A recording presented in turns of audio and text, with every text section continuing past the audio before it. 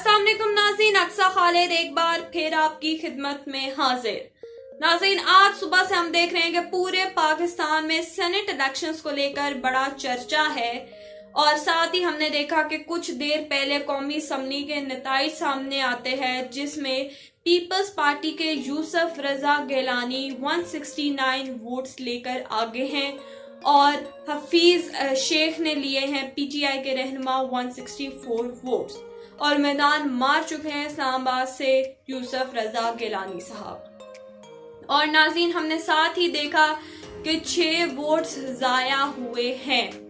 तो क्या हम कह सकते हैं कि कल जो वीडियो आई थी अली हैदर गिलानी की, जिसमें वो बाकायदा तौर पर एक रुकन को बता रहे थे कि उन्होंने अपने सेनेट इलेक्शन के जो वोट हैं उसको किस तरह से जाया करना है, बाकायदा तरीकेकार उनकी जानिब से बताया जा रहा था किस हद तक वो बात दुरुस्त है,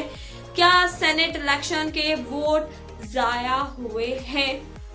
नाज़रीन, इसी के साथ हमने देखा कि जैसे ही यूसुफ रजा गिलानी साहब मैदान मारते हैं, साथ ही बिलावल भुट्टो का ट्वीट आता है जिसमें वो कहते हैं democracy is the best revenge, जीए भुट्टो।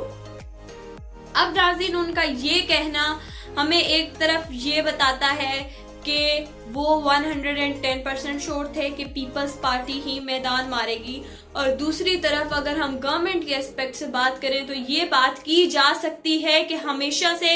इमरान खान साहब की जानिब से बार बार कहा जा रहा था कि सेनेट इलेक्शंस के वोट बिकते हैं, एक बाजार लगता है और खरीदार आकर वोट ले जाते हैं और वोट बिक जाते हैं। सेनेट इलेक्शन से हमेशा से पाकिस्तान में यही निजाम चलता हुआ आ रहा है। तो क्या हम ये कह सकते हैं कि एक बार फिर सेनेट इलेक्शंस के वोट बिके हैं? दूसरी तरफ नाज़रीन, हमने देखा कि जैसे ही यूसुफ रजा गिलानी के नताइज सामने आते हैं तो फैसल जावेद का ट्वीट आता है जिसमें वो कहते हैं बहुत बड़ी करप्शन का सामना हुआ है एक बार फिर पाकिस्तान को, और इमरान खान साहब का ये वादा है अपने अल्लाह से कि वो करप्शन को खत्म करेंगे, तो वो कॉन्फिडेंशियल वोट लेने को तैयार नहीं हैं। इसी के साथ नाज़रीन, हमने देखा कि कुछ दिन पहले एक पीएमएलएन के रहनुमा, एक एएनपी के रहनुमा अपनी पार्टी छोड़कर पीपल्स पार्टी में शामिल हुए। क्या हम ये कह सकते हैं कि खामोशी से पीडीएम में शामिल कर दिया है बिलावल भुट्टो को जरदारी साहब ने, और अपनी एंड पे जो है वो अंदर ही अंदर जाल फैला रहे हैं? क्या वो पाकिस्तान के आने वाले इलेक्शंस की तैयारी कर रहे हैं, बाकायदा तौर पर अपनी तरफ लोगों को जो है वो माइल कर रहे हैं और अंदर ही अंदर अपनी गेम प्ले कर रहे हैं? इसी के साथ नाज़रीन, हम देखते हैं कि पीडीएम की जानिब से कुछ दिन पहले जब पंजाब में बयान आया मरियम साहिबा का, तो उन्होंने कहा कि सेनेट इलेक्शंस नहीं होने चाहिए।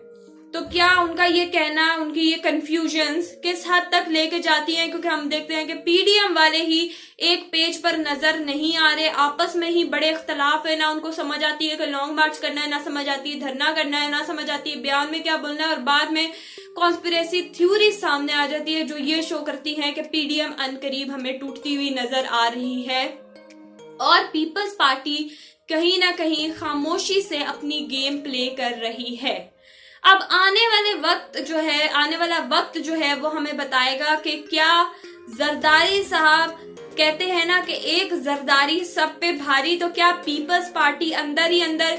जाल बिछा रही है? हुकूमत किस हद तक हमें मायूस नजर आएगी आने वाले वक्त में? एस्टेब्लिशमेंट किसके बैक हैंड पे खड़ी है इस वक्त और आने वाले इलेक्शंस में पाकिस्तान के? क्योंकि सेनेट इलेक्शन में जब वोट जो है वो वोट जीत चुके हैं यूसुफ रजा गिलानी साहब, तो क्या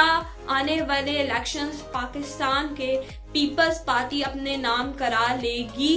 क्या पीडीएम भी हाथ जो है वो धरी की धरी रह जाएगी, और क्या एक बार फिर हुकूमत को जो है वो मायूसी का शिकार होना पड़ेगा? क्योंकि जिस हिसाब से जरदारी साहब खामोश होकर खेल रहे हैं, कल वाली वीडियो के बारे में अगर हम बात करें